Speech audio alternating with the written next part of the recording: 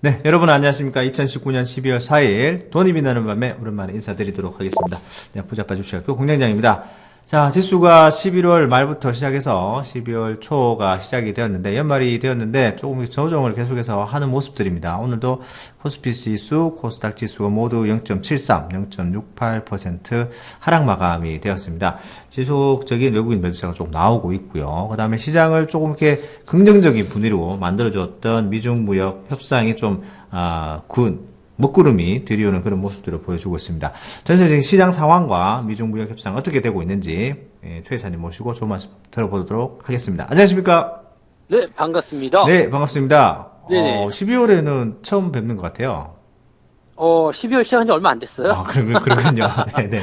네네. 네, 지금 시장이 조금 이렇게 조정이 좀 가팔라지는 모습들을 보이고 있는데, 아무래도 네. 이게 트럼프의 발언들, 행동들, 그런 것들이 가장 큰 영향을 주겠죠? 주지 않았나 그런 네, 생각이 네. 든데요. 어떻게 보십니까? 지금 시장이 빠지는 요인에 대해서는 일단 트럼프 발언밖에 없어요. 네네. 왜냐면 트럼프가 지금 영국 런던에서 기자회견을 열었는데, 네. 여기서 정말로 많은 이야기가 나왔습니다. 네네. 일단 첫 번째로 나온 이야기가 미중 무역 분쟁에 대한 이야기죠. 여기에 대해서 이제 무역 분쟁에 대한 어떤 데드라인, 이런 것들도 이야기했었지만, 데드라인 없다. 일단 그렇게 얘기를 해놓고, 네네. 중국이 합의를 원하고, 네. 많은 것들에 대해서 이제 우리가 가까이 다가가 있다, 그런 얘기 하지만, 꼭 확인하고 싶다라면, 대선 이후로, 무역 합의를 미뤄도 된다. 와우. 네, 이렇게 얘기해 버렸거든요. 시간 갭이 너무 큰 거 아닌가요, 네. 그렇게 되면? 네. 대선 이후라면은, 만약에 이제, 대선 전까지 합의가 네네. 없다라고 된다라면, 내년은 일단 무역 합의가 없는 거죠. 네네네. 그렇게 되면은, 이제 지금까지 있었던 그런 경기 침체에다가 추가적으로 더 하락하는 모습이 나타날 수 있기 때문에 굉장히 시장에서는 충격으로 받아들였을 테고요. 네네. 또 한 가지는 대선 이후에 무역 합의를 하게 된다 그러면 트럼프가 과거에 중국한테 했었던 발언이 있죠. 너희들이 이제 트럼프의 어떤 재선을 지금 바라지 않고 있는 것 같은데 너희들이 바람대로 이제 내가 재선에 떠서 떨어진다라면 네네. 상관없겠지만 만약에 내가 재선에 통과하게 된다면 니들은 죽었다. 네네네. 네. 좀 이렇게 아주 엄포를 엄청, 놓았었거든요. 네네. 그렇죠. 엄청난 대가를 치러야 될 것이다. 음. 라는 얘기를 했단 말이에요. 지금 그거 같은 내용이라 보시면 돼요. 그러니까 네네. 중국이 계속적으로 이제 날짜나 어떤 장소나 이런 거 얘기도 안 하고 있고 계속 이렇게 미적지근한 계속해서 모습이죠. 네. 네네. 같은 얘기만 계속 하고 있는 거죠. 1차 협상하자 그러면은 어디서 만나고 도장 치자 이게 아니라 네네. 그러면 1차 협상 해줄 테니까 관세 좀 어떻게 해줘라. 네네. 미국이 그럼 관세를 해줄 테니까 너희들 지적재산 갖고 나와라. 네. 그럼 또 그건 싫다. 이렇게 되어 가는 거니까 네. 이게 답이 안 나오는 거죠. 그래서 트럼프가 어떻게 보면은 마지막으로 그런 강수를 한번 둔 것이 아닌가. 일종의 협박이지 않겠나. 네네. 그런 생각이 듭니다. 그래서 지금 이것도 그럴 수도 있다라는 거잖아요. 네네. 그러니까 일단 트위터를 통해서 먼저 얘기를 하고, 그 다음에 영국 가서 지금 얘기를 한 거기 때문에. 네네. 그러니까 지금 이런 내용들 보게 되면은 무역 협상이 잘 될 것이다, 해결될 것이다. 이것도 역시 그냥 잘 될 것이다, 해결될 것이다에 대한 내용이었고 또 안 될 수도 있다는 불확실성이 있었는데 네네. 지금 발언도 그렇죠. 대선 이후로 협상을 미루겠다 이렇게 얘기했지만 그 전에 될 수도 있는 거거든요. 네네. 그러니까 이것 역시도 불확실성이죠. 그래서 투자자들은 사실 어느 쪽으로 장단을 맞춰야 되느냐 굉장히 어려운 시기라고 보시면 됩니다. 네네. 다만 이제 미국 증시가 계속 신고가 흐름을 보이다 보니까 네. 일부 차익 매도라든지 이런 것들에 대한 내용들이 나올 때 같이 이렇게 좀 쏟아지는 모습이 아닌가 그런 정도 좀 생각해 볼 수 있을 것 같고요. 네네. 확정이 아닙니다. 확정이 아니기 때문에 시장에 대해서 물론 분위기는 안 좋지만 너무 걱정을 하실 필요는 없지 않을까 그 생각도 좀 드네요. 네. 트럼프 같은 경우에는 일단 신고가를 써놓고 한번 악재를 터뜨리고, 네. 네. 좀 이렇게 장이 좀 떨어진다 싶으면 다시 바꿀 수도 있다라는 식으로 또 그럼요. 화법을 네. 바꾸기도 하면서 시장을 계속해서 이렇게 간을 보고 있는 그런 상황인 것 같은데요. 지금까지 계속 그렇게 해왔어요. 그래서 네네. 어떻게 보면 약간 의심도 되죠. 이놈의 새끼가 뭘 하고 있는 게 아니냐. 좀 양치기 소년 네. 같은 그런 느낌이 좀 네네. 드는데요. 네네. 위에서 매도 때려놓고서 이제 악재 퍼뜨리고 그다음에 밑에서 매수해놓고 하는 거 아니냐. 아, 물론 이제 그렇게 되면 불공정 거래에서 걸리긴 하겠습니다만 의심이 충분히 될 만한 그런 여건들이 있는 거죠. 네. 선물 옵션을 하시나 이렇게 돈이 안 그래도 많으신 분인데 굳이 뭐 그렇게까지 안 하셔도 될 것 같은데 주가에 대해서 좀 민감하게 반응을 하시는 걸 알면서도 그렇게 얘기를 하는 거 보니까 좀 그런 의심이 가긴 가네요. 지금은 뭐 이제 근데 그런 의도보다도 중국을 협박하기 위한 그런 강수를 뒀다. 네네. 이렇게 봐주시면 될 것 같고요. 네네. 일단 협상이라고 하지만 너무 이제 그 여과되지 않고 그냥 막 자기 생각대로 막 써버리기 때문에 그게 좀 문제가 되는 거죠. 이번에 그 주한 미군에 대해서도 웃기는 얘기를 했단 말이에요. 그 감축할 수 있다는 얘기를 은연중에 하더라고요. 일단 방위비 분담을 지금의 한 4배 정도 더 올리자. 네네네. 이렇게 얘기를 해놓고서 네. 그것을 해줄지 안 해줄지에 따라서 주한미군을 철수하지 않을지를 결정하겠다. 뭐 이런 식이잖아요. 그러니까, 사실 지난번에 이제 국방부 장관하고 얘기했었던 부분은, 네. 뭐, 1개 여단 정도를 철수할 수 있다. 근데 그것조차도 사실이 아니다. 네네네. 이런 식으로 이야기가 나왔었는데. 얘기를 했었는데, 네네. 그렇죠. 이거는 트럼프가 직접 대고 얘기를 해버렸으니까, 약간 그런 것들도 염두에 두고 있다는 거가 되겠죠. 그리고 뭐 사우디라든지 일본이라든지 이런 쪽에는 더 엄청난 방위비를 분담시키고 있다. 네네. 네, 이렇게 얘기를 하고 있어서 지금 뭐 그것뿐만 아니죠. 또 지금 남미 지역에 또 철강이라는 이런 관세 또 부과한다고 네. 하고 있어서 혼자서 지금 다 들쑤시고 다니는 모습이라서 지금 같은 경우는 그냥 막 중국을 혼내주고 뭐고 간에 그냥 너라도 좀 어디로 가버렸으면 좋겠다 이런 생각 좀 하게 됩니다. 그래서 심각하게 하게 되네요. 증시에서 가장 지금 돌발적인 변수고 악재가 트럼프가 아닌가 이 생각이 좀 드네요. 네. 왜 이렇게 한번 들쑤실 때 막 한 번에 다 뒤집어 버리는지 모르겠는데 뭐 그런 얘기를 하면서 미국 증시만 영향을 받으면 되겠는데 이게 전 세계적으로 다 영향을 주다 보니까 정말 이제 얄밉네요. 진짜. 그러니까 뭐 의도야 뭐 어찌됐든 뭐 자기들도 성과를 내기 위해서 뭔가 목표가 있어야 되겠죠. 그래서 네네네. 뭔가 달성을 해야지 되긴 될 텐데 그게 잘 안 되니까 뭐 이제 더 강하게 뭐 이렇게 협박하고 있는 것 같긴 합니다. 근데 그렇게 해서는 이제는 안 될 것 같은데 자꾸 이렇게 물고 늘어지니까 시장은 더 답답해지는 모양인 것 같고요. 네네. 주변 국가에게 계속 피해가 가죠. 그렇습니다. 피해가 가고 있어서 뭐 좀 부담이 좀 많이 되고 있는 것 같아요. 특히 우리나라 같은 경우는 지금 주한미군 철수한다 그러면 뭐 당장 이제 전쟁 나가지고 뭔가 대단한 그런 건수가 터지지 않겠습니다만 외국인 투자자 입장에서는 전쟁 가능 국가에서 미군이 빠진다라는 것은 대단한 의미가 있거든요. 좀 리스크가 커지게 되죠. 더 많이 이제 앉게 되죠. 전쟁 억지력에서 일단 밀려버리기 때문에 뭐 전쟁을 해서 우리가 이긴다. 그거는 뭐 기정사실이겠습니다만 전쟁이 발발한다라는 것 자체만으로도 위험한 일이잖아요. 그러니까 외국인들 입장에서는 굳이 그런 나라에 투자할 필요가 없다. 이렇게 될 수가 있는 거고요.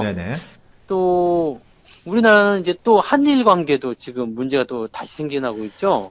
이게 뭐 쉽게 이제 풀리지를 않네요. 얼마 전에 이제 얘기가 잘 되었다. 국장급 협상을 하겠다 하면서 어느 정도 조금 이렇게 진전이 되는 모습을 보이다가 여전히 뭐 일본이 강경적인 태도를 고수를 하고 있습니다. 이게 정상회의를 하자. 그 다음에 뭐 국장급 회의를 하자. 뭐 이게 지금 잘 되고 있었던 과정인데, 다시 국제법을 이행하라는 이런 이야기를 또 한단 말이에요. 그러니까 지금 얘네들도 좀 너무 저거 하는 게, 사실 지금 보시면은 지소미아라는 카드하고, 일본의 그 수출 규제라는 카드가 두 개가 이제 서로 딱 수면 위로 떠오르면서 서로 이제 완충시켜가지고 끝내버리면 되는 거거든요. 네네, 맞습니다. 그리고 지금 보면은 징용공에 대한 문제는 수면 아래로 가라앉아 있잖아요. 근데 그걸 또 다시 끄집어냈어요. 끄집어낼 필요가 없는데요. 잠수해 있는 것을.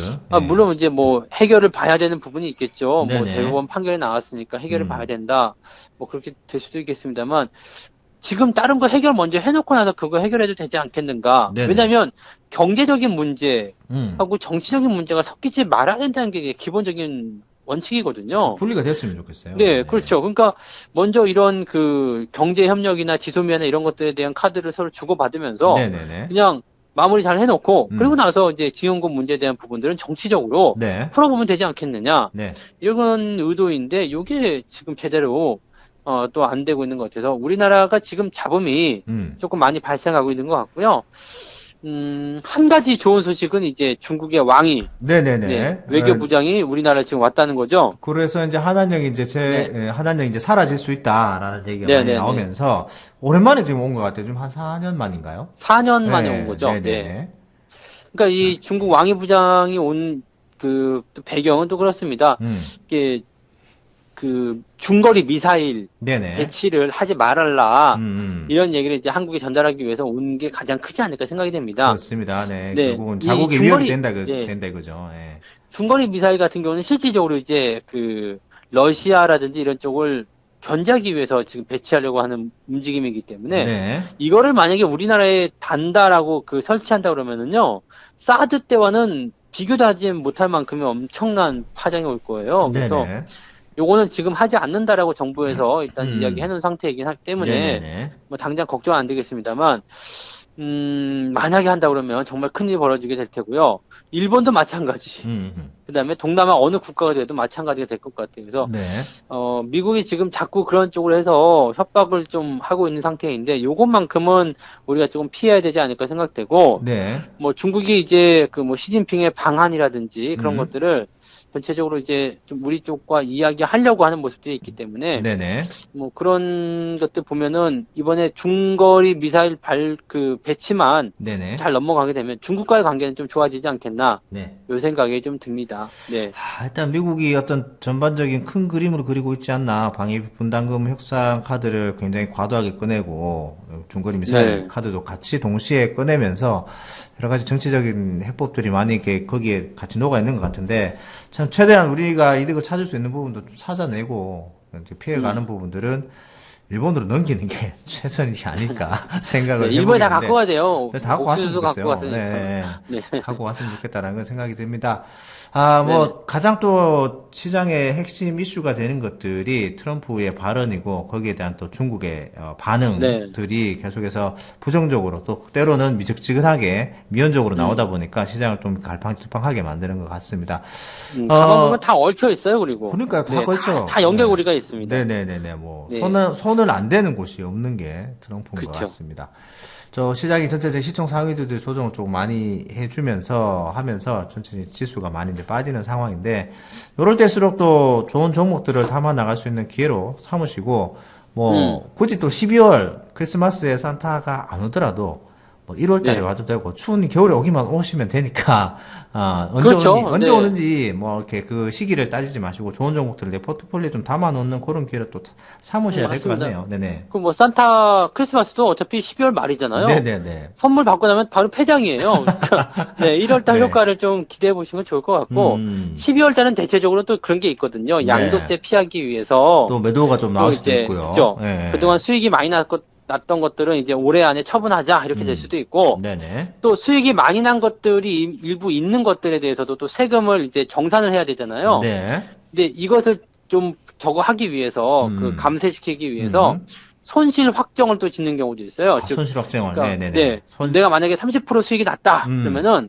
내가 가지고 있는 포트폴리오 종목 중에서 이제 마이너스 10%든 20% 나와 있는 거 잘라버리는 거죠. 네. 나 손실도 같이 났다. 네. 이렇게 얘기를 하는 거죠. 네, 그러면 이제 네. 수익이 10%로 줄어들게 되기 때문에 예, 내가 내야 될 세금이 그만큼 줄어들게 되는 거죠. 네네네. 그러니까 이런 행위들을 12월 달에 많이 합니다. 그래서 뭐 그런 것들이 조금 네, 12월 달에 약간 변동성을 더 키우는 그런 모습으로도 나올 수 있기 때문에 항상 그냥 변동성이 크거나 네. 꼭대기에 올라가 있는 종목들 대응하시는 것이 아니라 네. 늘 말씀드리듯이 밑에서 네, 바닥에서 천천히 준비하고 있는 것들, 네, 좋은 주식들 그런 것들 잘 찾아서 매수하시는 전략들 세우시는 게 좋겠죠. 네, 알겠습니다. 시장이 뭐 굉장히 험난하고 조정이 많이 들어오고 잡음이 많이 들려도 또 가는 종목도 열심히 가고 있더라고요. 그런 종목들을 그렇죠. 여러분 포트폴리오에 담아 놓으실 수 있도록 좋은 기회를 또 삼으셨으면 좋겠습니다.